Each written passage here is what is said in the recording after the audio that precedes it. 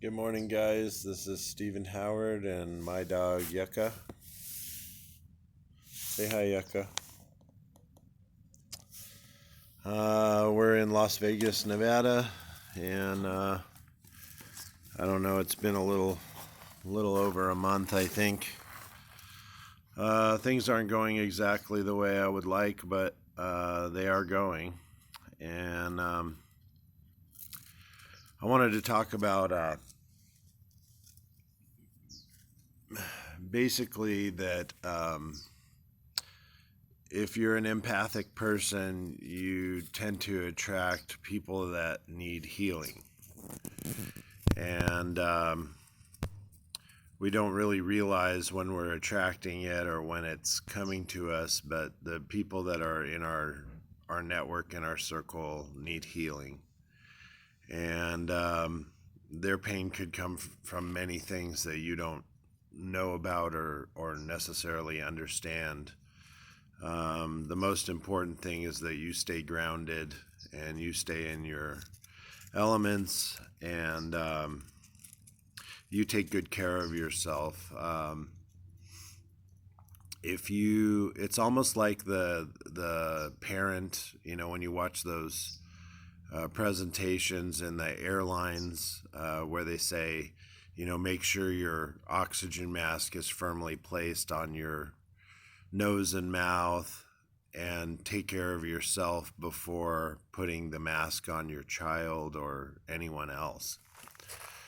I think that's really important, is that if you're constantly taking care of other people and you don't worry about yourself, eventually you'll run out of steam, you'll run out of gas, and you won't be able to help anyone, including yourself.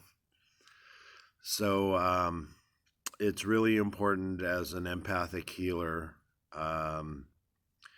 that you take. I take naps. I take anywhere from 30-minute to 1 hour naps after meditation. They're very healing naps. I can actually regenerate my entire body in about 40 minutes or so, just by taking a good snooze. As well, I'll astral project after my meditation, and I'll go visit a few people that I think are hurting because my presence isn't around. So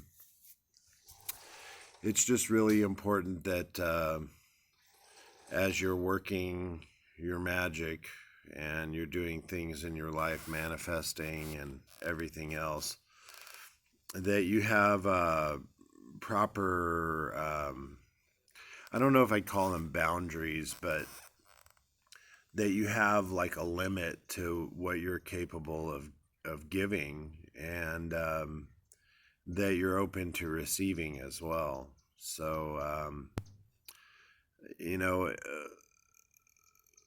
the energy that we share with other people should always come from love, should always come from a positive place, should always come from being grounded, and realize if somebody is triggering you or giving you things that are not necessarily good for your mind or your heart or your soul, that they're coming from a place of pain. And as a result of that pain, they're kind of dishing it out, if you will. But I think it's really important as an empathic healer that you take very good mental care of yourself, and you don't take on too many people's problems internally on your spiritual level, because we're kind of like a sponge. Both positive and negative energy can be sucked up rather quickly, and you don't realize it, and you're wondering why you're in this funk. You're wondering why the clouds have come in. It's because you're allowing your energy field to be invaded by those things. So burning sage, I need to find some sage here shortly. Doing meditation where you protect yourself with an energy bubble. As you do all of this, there are going to be some haters, and there are going to be some people who have nothing but negative things to say about you. that their opinion of you is horseshit, really, because um, no one is a bad person. I mean, even the most bad people that you can imagine, um, there with the bad, there has to be a good side. There has to be something that drove them to be that bad. That all of the bad stuff that people emit in their energy field, it usually comes from pain. It comes from not healing those things. So for me, as a empathic healer, for me as somebody who kind of sees the world through a different set of eyes, to try and love everyone unconditionally as possible, to realize that the pain that they have is justified, that the things that they've gone through that have hurt them and have caused them to hurt other people are real, and that those feelings really exist. Um, it's almost like an animal. If a Come here, Yucca.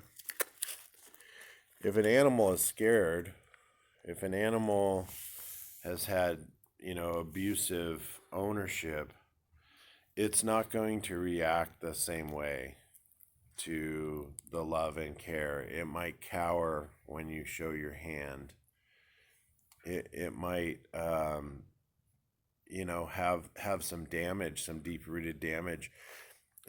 We used to have parrots, bird rescue home in Encinitas, California, and I had about I don't know, maybe 100 parrots and finches and budgies and Moluccan cockatoo, severe macaw, Amazon, Pionis, Senegal. I had them all. And there was no such thing as a bad bird, only bad owners. And sometimes there would be a note attached to the cage or something, and they'd drop it off at the front porch and not even ring the doorbell. And we'd come out and we'd find a new parrot sitting there in a box or something trying to chew its way out. And the note would usually say, "This bird hates my husband and hates my son, and only likes me, and it bit the crap out of my son, so we're done with this parrot." Well, that is a parrot that only likes women. That parrot had some sort of damage. Maybe the men that caught that parrot in the wild, or the memories that parrot has about the male figure, is not good. And so it is acting out of fear. It's acting out of past hurts and fear. So I believe that's much like human beings, that we absorb certain things and that we operate out of fear a lot of times. And it's important to let those things heal. And no matter how you have to do it, you may have to face your fears. You may have to, find another male that you trust and that you're able to have intimacy with. It goes for females too. A lot of females in our society are now in powerful positions and have careers, and they literally have the place of the man in the relationship. They're financially stable. They own houses and cars. So for me as a man, and I don't have a whole lot to offer other than love and healing. There's It's almost like a role reversal. So I don't know what the point is of this, but I can tell you that this morning I was triggered by something that was being said to me, And it was over a social media post that was over 2 months ago when I was